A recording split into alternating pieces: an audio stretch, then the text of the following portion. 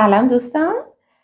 در ادامه تدریس مهارت‌های مربوط به بخش ریدینگ آزمون‌های MSRT و EPT و تولیمو و آزمون زبان دانشگاه تبریز، آزمون زبان دانشگاه تهران و تمام آزمون‌های زبان داخلی و گاهی اوقات مربوط به سوالات بخش ریدینگ آزمون‌های تافل و آیلتس هم شاید بشه. کتاب لانگمن PBT رو داریم باهاتون مرور می‌کنیم. بخش ریدینگش رو امروز میخوام در مورد اسکیل شماره 2 بخش ریدینگ براتون توضیح بدم. اسکیل شماره 2 تو کتاب صفحه 255 کتاب هست. منتها گفتم بهتون صفحات فایل PDF یکم متفاوته. منتها کتاب رو اگر کتاب چاپی در دستتون باشه صفحه 255 کتاب هست. اسکیل شماره 2 عنوانش هست Recognize the Organization of Ideas.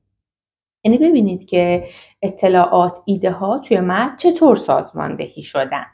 خب برای Organization of Ideas باز هم مثل سوالات تاپیک یا مین ایدیا ما باید بریم جملات اول هر پاراگراف رو بخونیم، چون این نوع سوال Organization of Ideas از ما میخواد بپرسه که ایده ها چطور به هم ربط داده شدن، چه ارتباطی بین پاراگراف های متن وجود داره.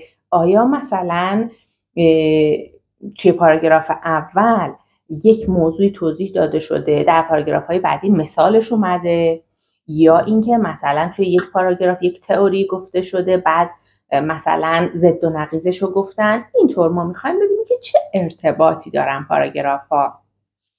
گاهی این نوع سوال ارگانیزیشن کل متن رو ازمون میپرسه چه ارتباطی دارن پاراگراف ها.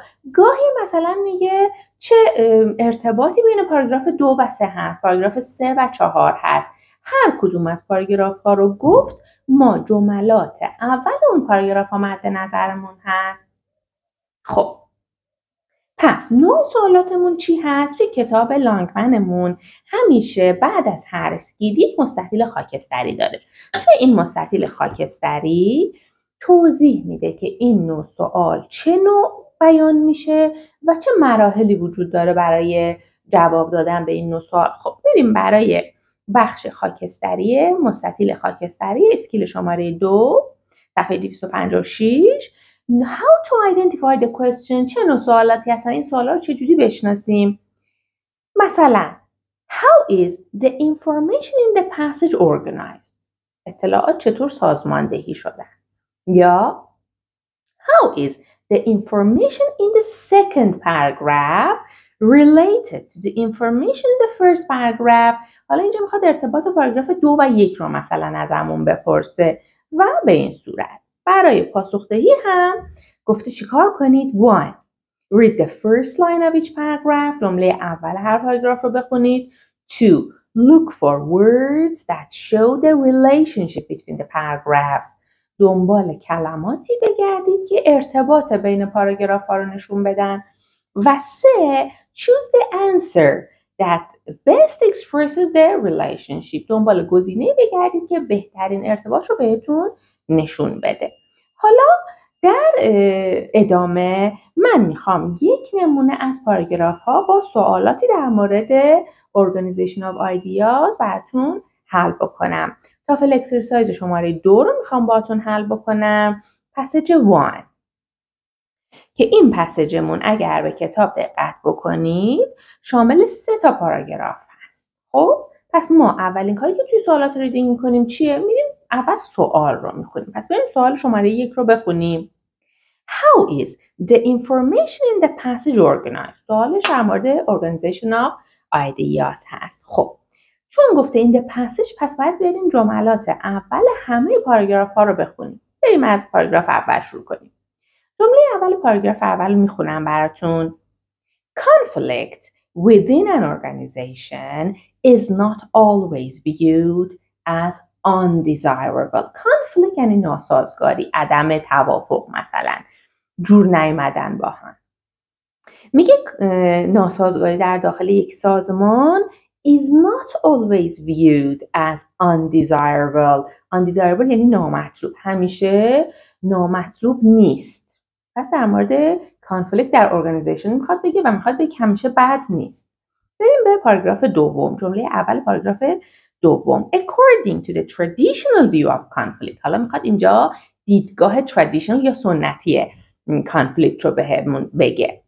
According to the traditional view of conflict is harmful to an organization. در traditional view conflict رو harmful یعنی مضر میبینن برای سازمان. بریم به پاراگراف سوم، پاراگراف آخرمون.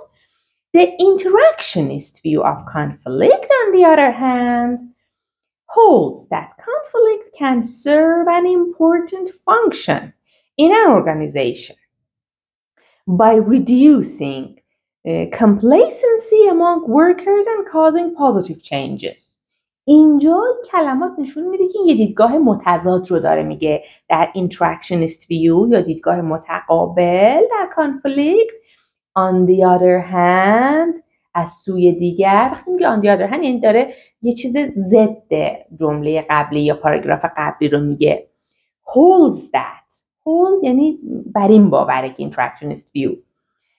Conflict can serve an important function. یک نقش مهم داشته باشه in an organization by reducing complacency با کم کردن نارضایتی، ناخوشنودی among workers and causing positive changes to occur و باعث میشه که تغییرات مثبتی انجام بشن. خب این هم میخواد بگه که پس گاهی اوقات کانفلیکت میتونه مثبت باشه، نتایج مثبت داشته باشه. حالا بریم به سوال ها. سوال شماره 1. How is the information in the passage organized? گزینه A. The origin of ideas about conflict is presented. Origin یعنی ریشه ایده ها یا ایدیاهایی در مورد کانفلیکت ارائه شده که ما در مورد اوریجینش چیزی ندیدیم، نگفته که ریشهشون از کجا اومده. B. Contrasting views of conflict are presented. Contrasting یعنی متضاد، متقابل. دیدگاه های متضادی از کانفلیکت ارائه شده که بله یک دیدگاه traditional گفته، یک دیدگاه interactionist گفته. این میتونه جوابمون باشه. گزینه C. Two theories discuss the strengths and weaknesses of their views on conflict. دو تا theorists، دو تا تئوریسین strength ها، نقاط قوت و نقاط ضعف دیدگاه هاشون رو dارن میگن که ما اینجا ندیدیم در مورد تئوریست خاصی، تئوریسین خاصی توضیحی بده. و گزینه D. Examples of conflict within organization are presented. مثال هایی از کانفلیکت یا نارضایتی گفته شده که ما مثالی از کانفلیکت که کجاها نارضایتی باشه ندیدیم. پس گزینه B گزینه صحیحمون هست. و بریم به سوال 2 این متنمون. What type of information is included in the third paragraph? حالا فقط سوال ما از پاراگراف سوم هست. میگه چه نوع اطلاعاتی در پاراگراف سوم گفته شده؟ پاراگراف سوم در مورد چی بود؟ در مورد interactionist view بود که میگفت کانفلیکت میتونه خیلی هم خوب باشه، تاثیر مثبت داشته باشه روی ورکرها. بریم گزینه ها رو بخونیم. گزینه A. A comparison of the interactionist and traditional view. پاراگراف 3 هیچ comparison یا مقایسه‌ای نداشت، فقط در مورد interactionist view بود. پس این هست. B. A discussion of weaknesses of the interactionist view of conflict. بحث در مورد weakness ها، نقاط ضعف interactionist، در حالی که نقاط قوتش رو داشت میگفت. گزینه C.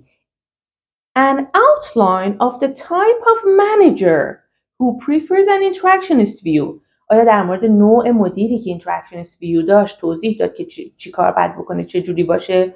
نه، در مورد مدیر چیزی نگفت. گزینه D. A description of one of the opposing views of conflict. توصیف در مورد یکی از دیدگاه‌های متضاد یا متقابل در کانفلیکت که بله یک دیدگاه interactionist بود در پاراگراف یک دیدگاه traditional بود در پاراگراف 2 و پاراگراف 3 یک دیدگاه متقابل بود. گفته بود on the other hand we have interactionist view.